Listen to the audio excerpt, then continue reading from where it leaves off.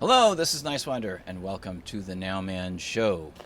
And I'm here with Howie Hawkins, who is the Green Party presidential candidate for 2020, and he's got an interesting story. And we're actually mostly going to focus on the Green New Deal because that's on a lot of people's minds who understand that we need to go forward with some change in this country and in our world in particular. Howie, thank you for being on the NOWMAN Show. Well, thanks for having me. It's good to be here. Thank you so much. So the Green New Deal has already been killed by the Democratic leadership. Wow. But they can't make it go away because it's so popular. So Exactly. all the Democratic presidential candidates are talking about it. They all got a version of the Green New Deal. The problem here is, to the extent they say anything, except for Bernie Sanders, and I'll talk about him in a minute, they all say it's all based on regulations and tax incentives. And they only spend 1 to 3 trillion over 10 years in public money. That's not even serious.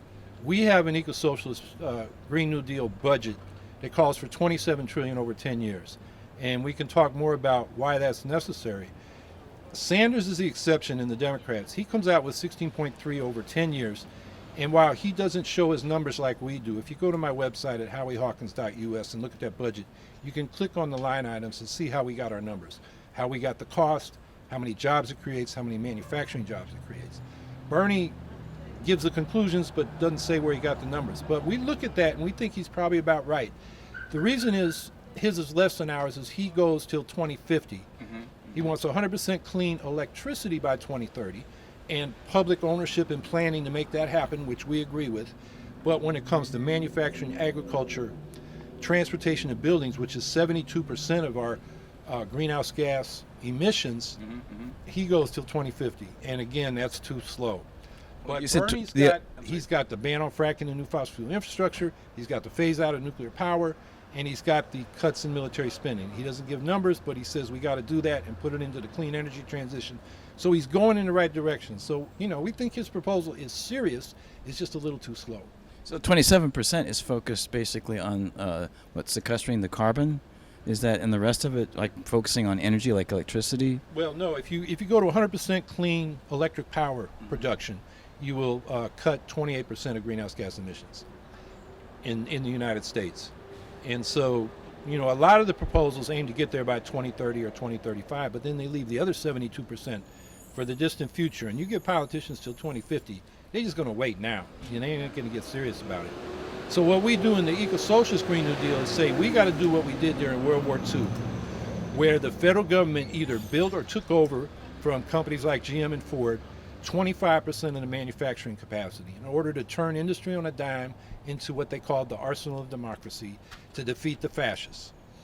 And we need to do nothing less for climate change. So in addition to the public power sector, we want a national railroad corporation to build electrified freight rails, electrified high-speed bullet trains between the cities, and within the cities, the light rail trolley systems. Like we got a trolley track going right by us. Right here, exactly. LA had the largest trolley system in the world, Yeah. and by a conspiracy of the auto and oil and rubber companies, bought it out, tore it up, and put them dependent on buses, which aren't very good anyway. Through all the technologies, we got to transform it, and that's going to require, especially to do it on the timetable we're talking about, public ownership and planning like we did during World War II with the weapons sector. The difference this time is after the war, they gave back all that manufacturing equipment to the super rich and the giant corporations for pennies on the dollar. We want to keep it in the public sector and lease it out to worker cooperatives, where workers can control their labor process and receive the full fruit of their labor.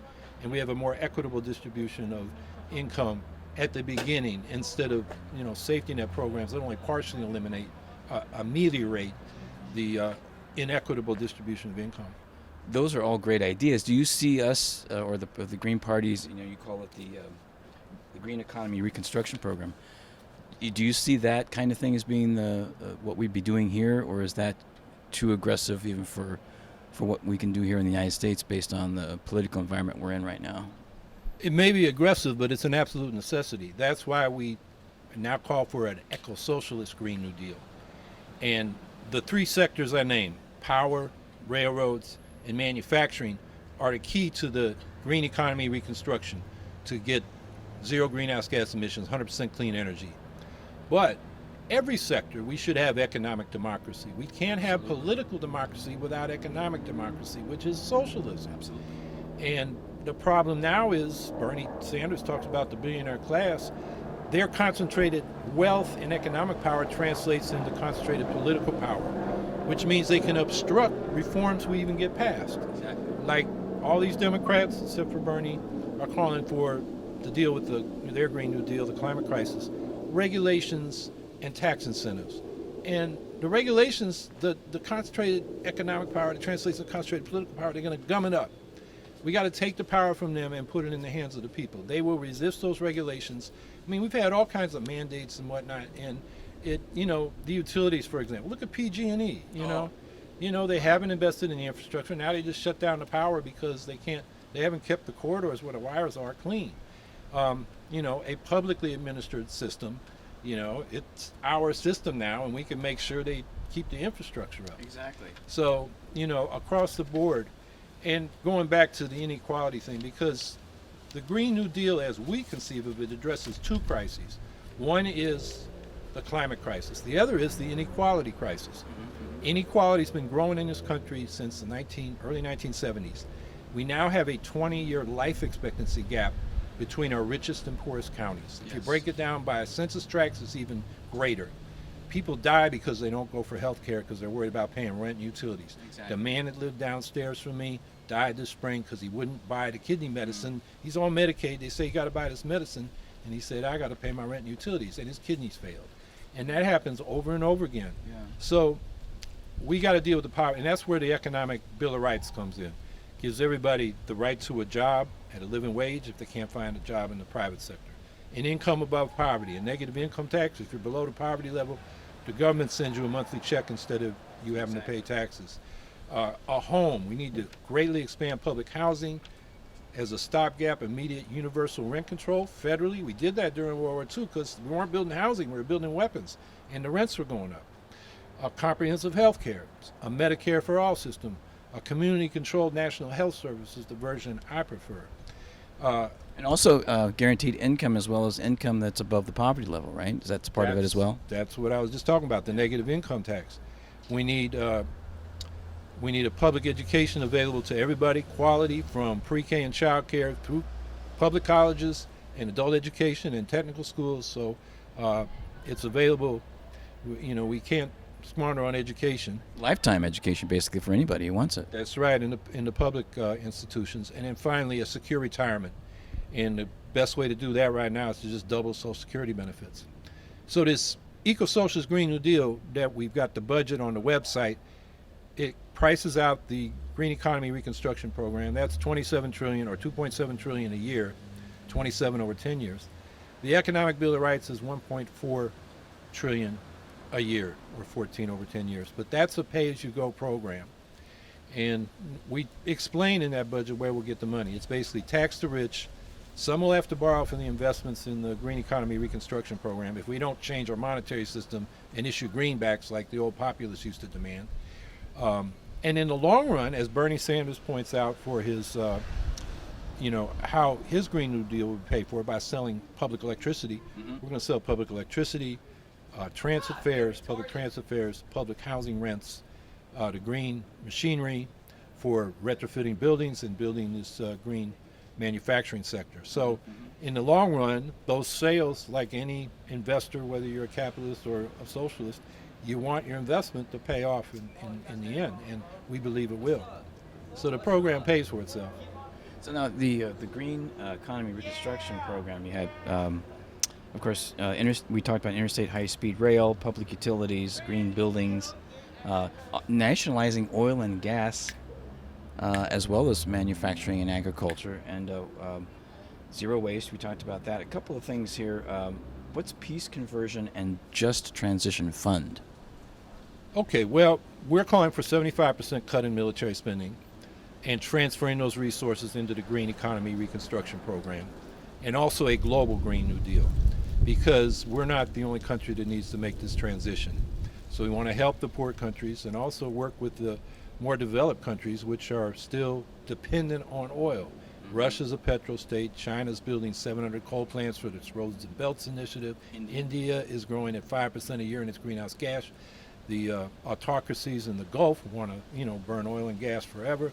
So we've got to have sophisticated diplomacy and economic incentives to help those countries transition. I believe we'll have most of the world with us politically because it's the poor countries hit hardest by the climate change that have been pushing for the biggest changes and biggest, strongest commitments to addressing this climate change. So that's part of the whole program. So peace conversion, look, instead of being the world's global military empire, we should be the world's humanitarian superpower. Make friends instead of enemies. And that's Ralph Nader's old phrase. Let's be the world's humanitarian superpower. And I think that'll bring more peace and security than all these weapons we keep building and all these wars and special ops we're doing all over the place. Well, since 2003, the budget has been in the hundreds of billions of dollars, and they just keep adding to it each year, it seems. Yeah, in real terms, we're spending as much as we ever have since World War II, at any point during the Cold War. And that is not really about security. It's about protecting the assets of U.S.-based global corporations and also the military-industrial complex. I mean, they like nothing better than war. I mean, that's another sector we should nationalize, the arms industry, so that they are there when the public needs them. They're not there promoting wars so they can sell more weapons. Exactly. And that's part of the capitalist marketing concept is how can we make money in any way that we can make money. Right, by any means necessary. Yeah, that's right, exactly. And so the Just Transition Fund, is that based on funding for transitioning from fossil fuels? Is that what that's focusing, like the transition town in the UK? Yeah, this is a just transition for all the changes we want to make, whether it's cutting military spending and displaced arms workers or soldiers who are demobilized. It's for, the oil sector or a manufacturing plant that is now dependent on a polluting industry. It's for, we go to a Medicare for all type system, all the people doing all that paperwork, they need a just transition, and we're calling for 5 years maintenance of your current income and benefits until you find comparable work. And we think people will find comparable work quickly because the total number of jobs created by our Green New Deal is 38 million, 30 million in the Green Economy Reconstruction Program and 8 million more in the Economic Bill of Rights. Fantastic. Including about 8.7 million in manufacturing in the Green Economy Reconstruction Program. But we do have a job guarantee because not everybody can do the main jobs in that, which will be construction and manufacturing. Some people just aren't suited for that work, so they'll be in services. And there shouldn't be an unemployment office, there should be an employment office. So if you can't find a good job in the private sector, you go to the employment office and say, I want my job. And like we did with the Works Progress Administration in the 1930s during the New Deal, that was planned locally, although the feds had some of their own projects. And then the federal government provided 90% of the funding, local government 10%. You want that buy-in so it's not, a boondoggle. So that's the job guarantee piece of it. So the just transition, I mean, I've been involved in this. I used to work, we confronted this in the anti-nuclear movement. The industry would say, it's jobs versus the environment. And actually there were more jobs in renewables. We know that. So, but we had to reassure the workers. So Tony Mazzocchi at the Oil, Chemical, and Atomic Workers, and a guy that was on their staff, Richard Miller, lived in Massachusetts.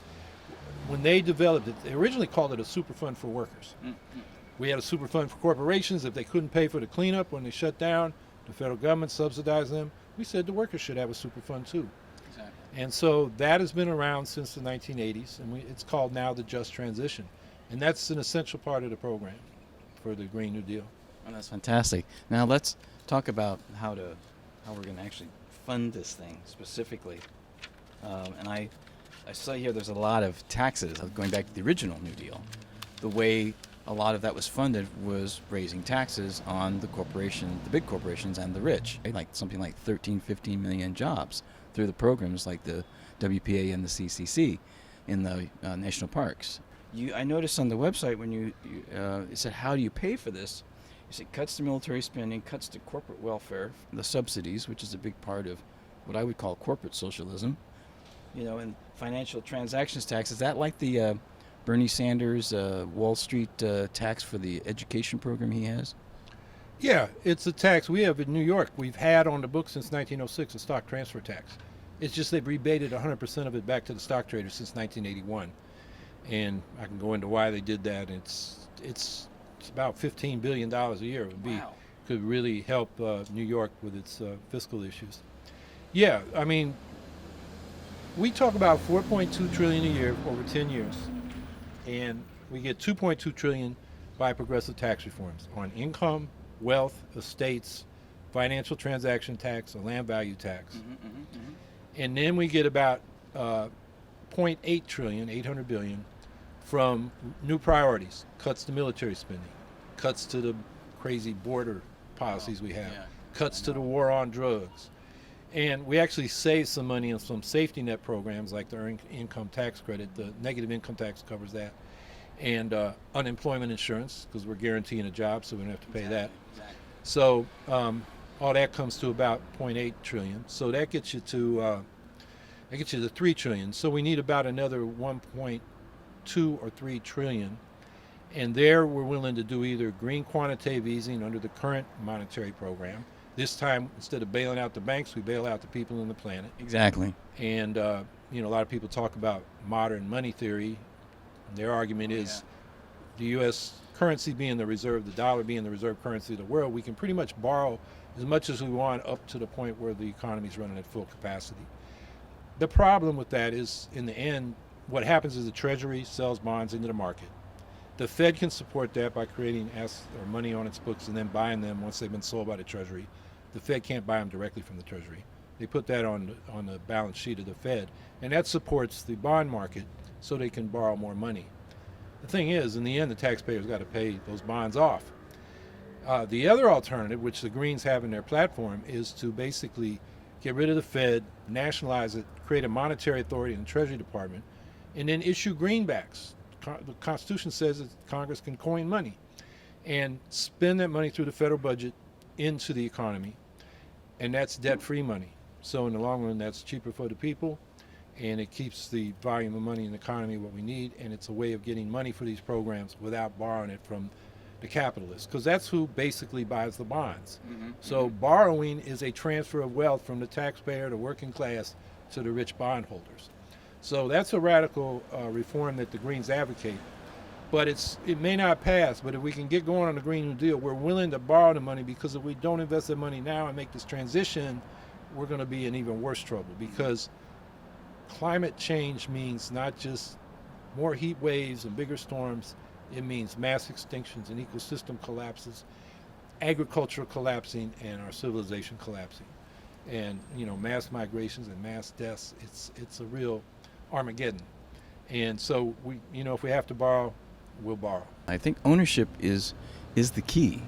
If we can shift the ownership of the resources in a way that the vast majority of people do get to participate, and we have actual more, if not complete, we have more democracy than we certainly have right now, right? That is the key. Democratic ownership, whether it's cooperatives in the private sector or public sector enterprises, municipal, state, federal, the people have a say. And democracy's no guarantee, but at least it gives us the power to choose clean energy over dirty energy, and clean technologies over dirty technologies. And so that's why we talk about an eco-socialism. What we got to do is produce enough so everybody's basic needs for a decent standard of living in today's society are met within ecological limits.